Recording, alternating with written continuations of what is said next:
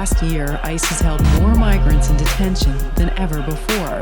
General John Kelly was, if not the architect, a very strong proponent of the child separation policy in this country. Separated children exhibited more fear, feelings of abandonment, and post-traumatic stress than did children who were not. Children who did not understand why they were separated from their parents suffered elevated levels of mental distress.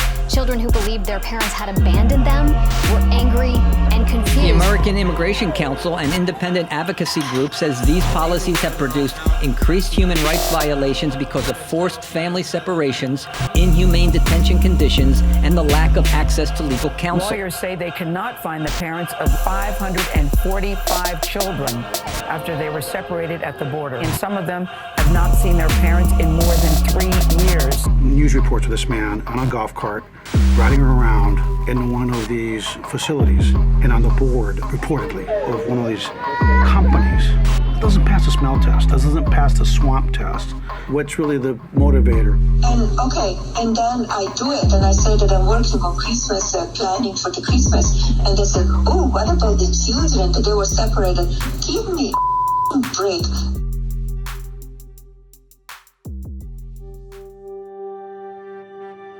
Through interviews with activists, anthropologists, and the voices of migrants, both documented and undocumented, this documentary aims to shed light on some of the issues that people face when traveling to the United States. Often, these individuals are faced with exclusion, suffering, and violence due to the structural inequalities of the immigration system. Yeah, thinking about these waves of families and children that have been coming to the United States, both in 2014, but then also more recently in the past 2 years. One of the issues is families are separated from the get-go because many have migrated for work and are living in the United States. And so you often have young adults and even children being sent to the United States to reunite with parents, for example. That's something we don't hear about as much. And it's part of our fairly broken immigration system that doesn't allow families to remain together as units.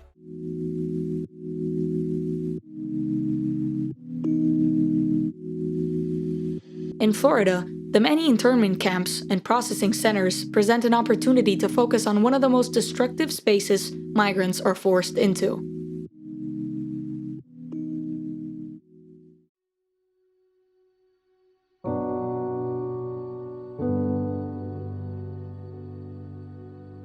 Everything goes back to Hitler and the concentration camps that he had for the Jewish people. Like, it really just reminds me of that. And like the isolation camps for the Japanese during the World War.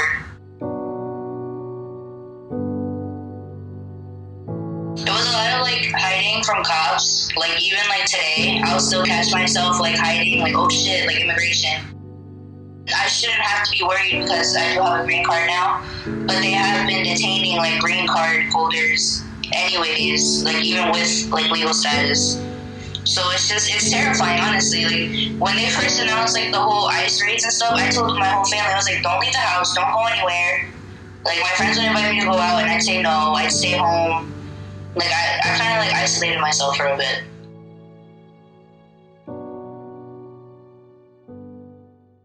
As a result of increased immigration enforcement efforts, people are afraid to leave their homes.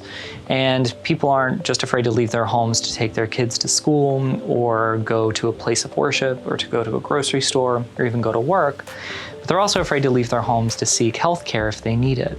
We see then how immigration laws can instill fear in people, and then how that fear results in them changing some of their behaviors. That's sort of at this individual level. But beyond that, we can also think more about how immigration laws affect families. So for example, in families where there are children might fear that their parents aren't coming home because they might get stopped, arrested, and deported for driving to work or school, right? So then what happens to kids in those families? They become more worried about their parents and what's happening to their parents while the kids are at school. And they start suffering in school, they don't do as well. So we start seeing these big ripple effects. There's a very famous facility that was in Homestead, Florida that fit as many as 2,000 kids at one point. Oh and now they're looking to have smaller than that, but more facilities that fit a couple hundred kids. In the U.S. detention system, the ones that the domestic kids go to, there are very few facilities that large. We really don't, even with kids that we accuse of crimes, we try not to keep them in large facilities. We try to keep them in places where they get personal, kind of intimate care.